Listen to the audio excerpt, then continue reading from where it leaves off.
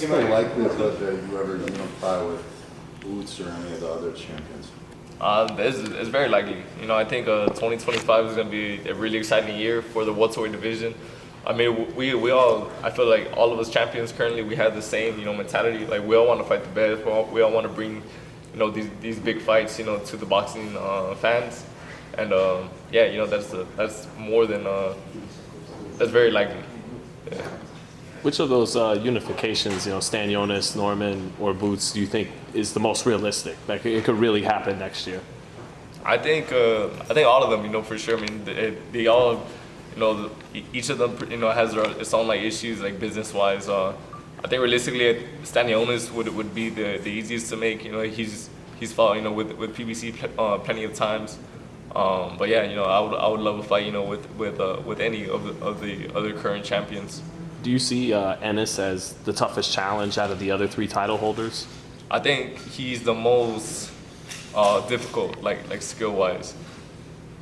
Yeah, and what do you want to show in this fight? Obviously, besides just getting the victory, is there anything you want to show in this fight with Abel Mendoza? Oh, Abel Ramos, sorry, I got Brian behind me. Yeah.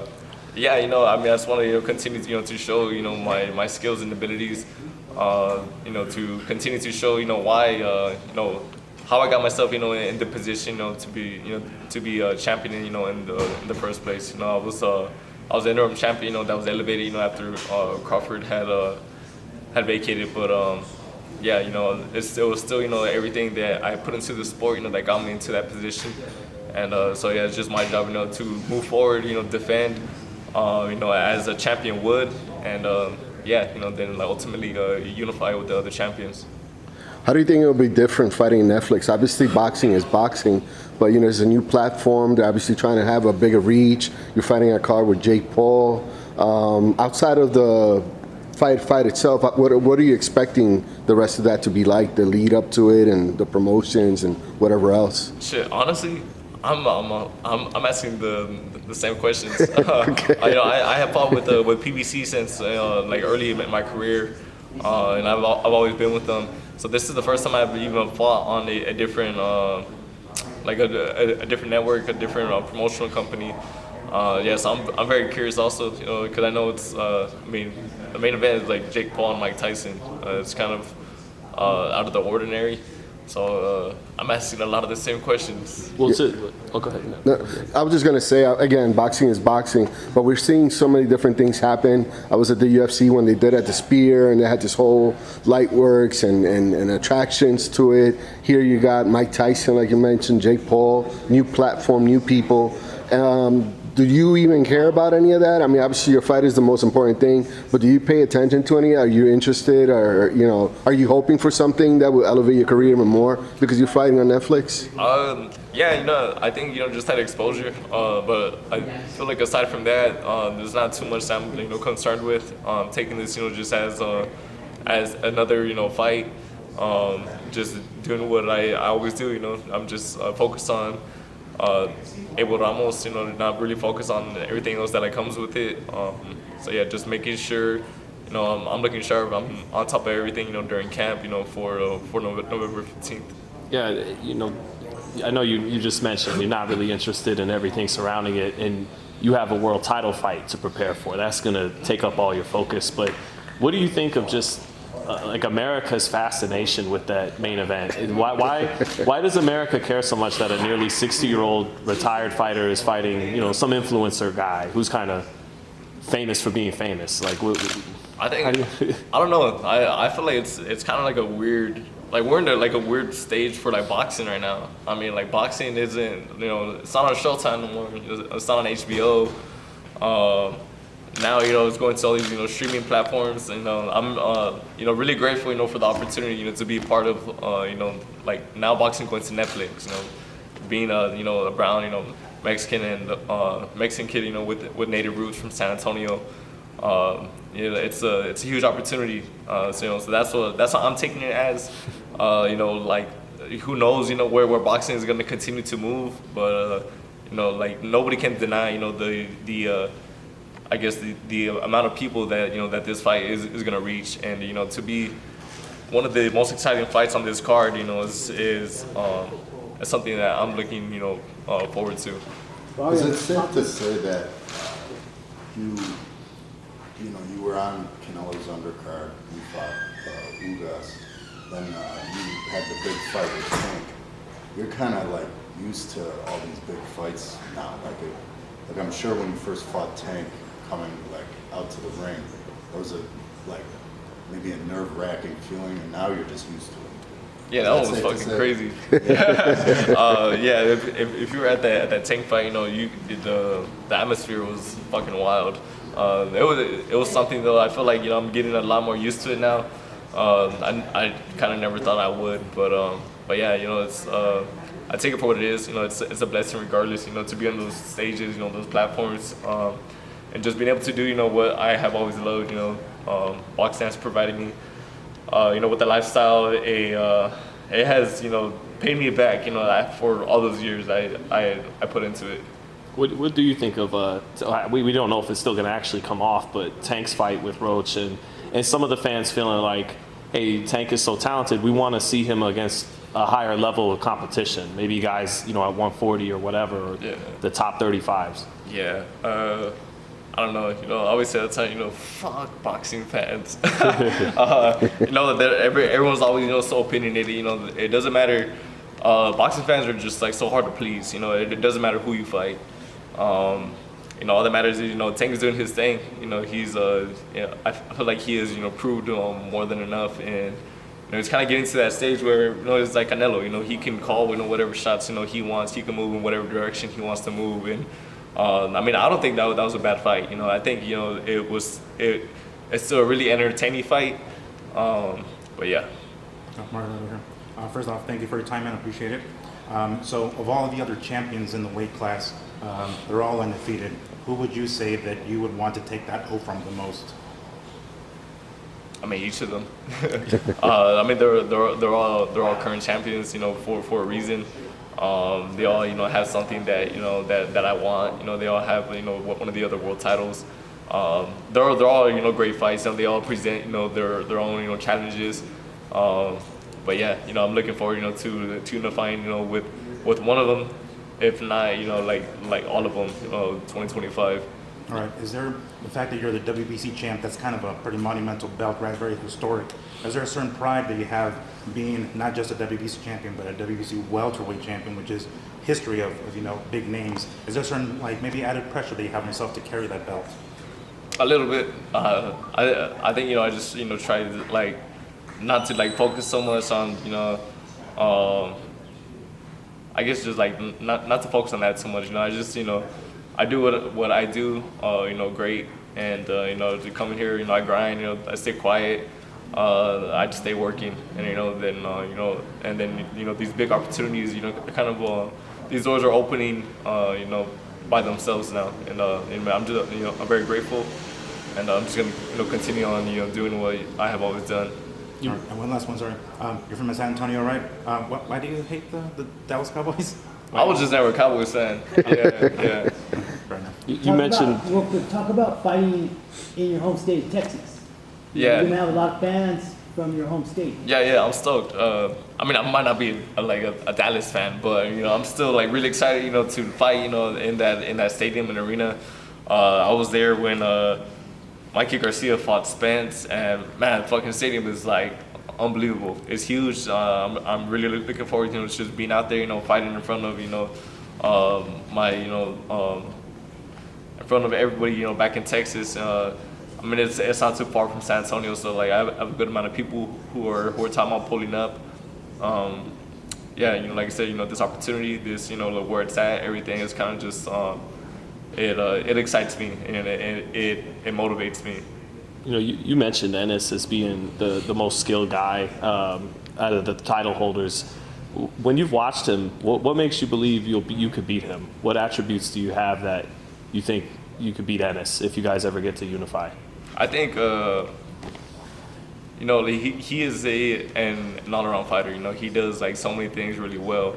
I think just my style. I believe I have the skills to make him, to put him into a fight that he's not so used to being in. Was it with kind of being more, I don't know, just trying to reach for, dissect from it, like more fundamentally sound to offset some of his athleticism, or Yeah, to get deeper with it. Yeah, I think at that too. I bring a lot to the table. Just as he does, he has a phenomenal jab. So do I. I believe I have great timing. I have power in both hands. I have speed as well, and I know I have a chin. And it's like it would take a lot to get me out of a fight with him, and it would be very interesting. Can you talk about the evolution of your style? It seems like you're still carrying the things you learned from Virgil Hunter, but with your new trainer, with Bob, your feet are a little more planted. Like there's an evolution there. How would you say your style has evolved since you got to welterweight and everything? I think it has evolved a lot. One thing Bob and Rich they emphasize a lot is sticking to what has got me to this point, and even the things that I learned with like Virgil and everything. They emphasize all the time. Virgil's a great coach, and I'm very grateful for all the years that we spent together, for everything that we accomplished, and so it's just kind of just like taking things from from my journey, from all the coaches and all the fighters I have had the pleasure of being around, and just continuing to add to my style. I think we're doing a really good job at it right now. Just tightening everything up and just staying on top of what has gotten me to this point. Are you starting to peak as a fighter? You feel like? I think so. I think I'm definitely at that point. Where these next few years, I'm going to be able to accomplish the most in the sport. Sorry, I don't know if I should know the answer to this, but if I don't, maybe there's some fans that don't either. Obviously, you're fighting Jake Paul card. How did that come about? Do you see yourself fighting in other events in the future? Or was it just a great opportunity, or like how? Yeah, I was back in the valley with being a new dad with Amada and our baby, and then I got the call that about this opportunity, and and I was talking over with my manager Luis Tacubas. It just made sense. When I was over there too, I was doing a decent job. Staying in shape, staying in the gym. Aside from trying to get used to all the like new father stuff. But yeah, we got the call about the opportunity, and of course like I said, boxing's going to Netflix. It's kind of like I think it's a weird time, but to be part of it, needless to say, is I think it's huge. So hopefully we'll see more of that, no? Because some of the other champions, they're on the zone, they're on different platforms. So if it just makes sense, good fights, good money, hopefully we can just make fights, right? Yeah, 100%. That's how it should be. As long as it's worth it, for both fighters. Both fighters are getting taken care of. It shouldn't be an issue. Good. So I know there's a ton of options for you at 147, but could we ever see you go up in weight to like 154 or 160, or is that just? Nah, I think all that is just a matter of time. I turned pro at 124, right? So I from where I started my career, like 122, Mark, but who's counting? yeah, 122, at 18 years old. Now I'm 29. I feel like it's only a matter of time, before my body, continues to fill out, and I had to move up. But for now, my eyes and my focus is set, on the welterweight division, and just accomplishing as much as I can here. What do you think of you and Ryan next year defending his chance for the first time to actually become world champion? You in this big fight. What do you think of that? If it's worth it, then yes. Like I said, there's not a fight I'm willing to, that I will say no to. I have confidence in what I do. I have confidence in my skills and my abilities. I would look forward to defending my belt. Do you think he's worthy of a title shot at this point in his career? That's kind of like where it's like does he really deserve it? If he comes back, I know it'd be good money. Yeah, it'll be good money. Maybe more money than the other champions. Yeah, it might. Yeah. But yeah, then hopefully he comes back. He gets on his shit. He makes his noise, or he gets some of the fights he wants, and I mean yeah, it's kind of just it's weird. What's weird about it? I don't want to. I don't know. I feel like everything. He fought the whole. I mean, the whole thing with Haney and them, him popping them dirty. I mean, regardless. I mean, as a fighter, like, I got my own views on that, but I mean, it's fucked up. Yeah, like I said, I mean, he cleans up, he comes back. He continues, to be successful. Yeah, I would welcome a fight with him. Can you elaborate more on your views on that? As a fighter? Yeah, I mean, just as a fighter, I mean, right, like we're putting our lives on the line every time we step in there. I think it kind of just shows more about, your character than anything. Whatever it is that you're popping up dirty for, yeah. What do you think about him being sued by Haney right now? I mean, I get it. I think it's a little extra. But I mean, I get it, right? Yeah, like you said, our lives are on the line, and yeah, they're kind of going about things in an interesting way. All right, last question. Are you at all saying with him that, because you mentioned, hopefully he gets back, gets some of the fights he wants? Are you like, you want to see him do something before you let him fight for your title, or if he comes straight off suspension, he could get it next if everything makes sense?